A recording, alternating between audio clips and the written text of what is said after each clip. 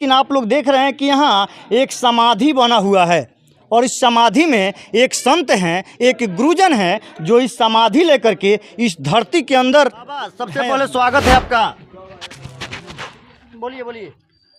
श्री श्री 108 श्री त्यागी सीताराम दास जी महाराज एकम से लेकर 10वीं तक जमीन के अंदर समाधि लेकर के यहाँ आइएगा और दिखाना चाहिएगा ताकि स्पष्ट दिख सके भक्तगणों को कि बाबा का जहाँ बैठे हैं और समाधि लिए हुए लेकर के कैसे बाबा यहाँ पंखा चला रहे हैं। चमत्कार दिखा रहे हैं जिस चमत्कार को देख करके शायद आप लोग भी चौंक जाइएगा। ये बिजुलपुर ग्राम है जहाँ पे एक संत के द्वारा यहाँ समाधि लिया गया है। आप लोग जानते हैं कि माता जिनको याद करें वो लोग निराले होते हैं और माता जिनको दर पे बुलाएं वो किस्मत वाले होते हैं। यहाँ नवरात्रि का समय है और बहुत ही भव्य पूजा हो रहा है। लेकिन आप लोग देख रहे हैं कि यहाँ एक समाधि बना हुआ है और इस समाधि में एक संत हैं, एक गुरुजन हैं जो इस समाधि लेकर के इस धरती के अंदर हैं अभी और धरती के अंदर विराजमान हैं। कैसे रहते हैं, कैसे हवा पानी मिलता है, कैसे खाना क्या खाते हैं या ऐसे ही रहते हैं, इस सारी विषय वस्तु पे यहाँ कमेटी के अध्यक्ष या यहाँ के ग्रामीण लोग हैं, इन सभी लोगों से हम बात करेंगे। उस नवरात्रि यानी कलश यात्रा के दिन इस समाधि लेते हैं, इस धरती के अंदर जाते हैं और नवरात्रि का नवमी जिस दिन होगा, जिस दिन पूर्णाहुति होगा, उस दिन बाबा यहाँ से निकलेंगे। आइए हम बात करेंगे और बाबा से भी बात करके आप लोगों को दिखाना चाहेंगे। बाबा सबसे पहले स्वागत है आपका। बोलिए बोलिए। श्री श्री 108 श्री त्यागी सीताराम दास जी महाराज एकम से लेकर 10वीं तक जमीन के अंदर समाधि लेते हैं। यह जो बिजुलपुर स्थान, बिजुलपुर माई स्थान का प्रांगण में पहले बार यानी ये समाधि लगा हुआ है। तुरकौलिया थाना, पूर्वी चंपारण, बिहार। हम लोग को यह 35वां साल हो गया समाधि को। पता है घोड़ासहान, बिजबन्नी, बरैया टोला, थाना जितना, जिला पूर्वी चंपारण, बिहार। हमारा नाम है श्री श्री 108 श्री त्यागी सीताराम दास जी महाराज।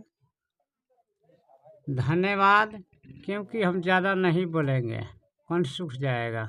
ओके ओके, धन्यवाद बाबा। बाबा इस समय समाधि में हैं और बाबा से अभी हम लोग जैसे बात की है कि आप लोग देख रहे हैं, ज़्यादा वक्त बाबा से हम नहीं ले सकते हैं और ज़्यादा बात नहीं कर सकते हैं। बाबा समाधि जिस समय लिए, क्या ये प्लानिंग पहले से आप लोग का था या बाबा ये प्लानिंग कैसे बना समाधि लेने के सब विचार? बाबा बोले हम समाधि लेंगे तो हम लोग यहाँ का ग्रामीण डर रहा था कि भाई ये 12 दिन 14 दिन कैसे रहेंगे बिना खाए पिए। हाँ, एकम के 4 दिन पहले से ही फास्टिंग है। फास्टिंग में है। हाँ, 9 दिन इधर, 13 दिन हुआ। 13 दिन हो गया। हाँ, 13 दिन बिना खाए पिए। नहीं, एक दिन अगर हम लोग पानी नहीं पीते हैं, खाना नहीं खाते हैं तो कितना मुश्किल होता है। और 13 दिन रहना कैसे देखते हैं इस बात को आप? हाँ, इनको 13 दिन रहेंगे और हम लोग डर रहे थे तो ये बोले चलिए हम जहाँ कहिए वहाँ कागज़ बना देते हैं।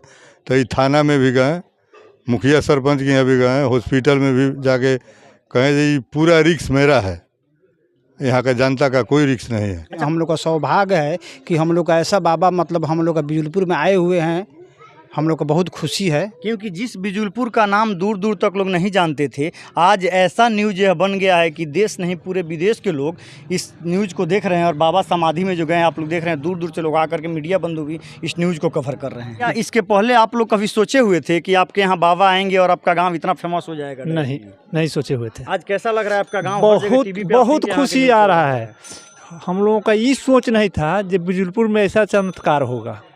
कमेटी एक बनाया गया जिस कमेटी का अध्यक्ष महोदय हैं जितेंद्र भाई, मेरे साथ इस समय मौजूद हैं। अध्यक्ष महोदय स्वागत है सबसे पहले। जी आपको भी स्वागत है।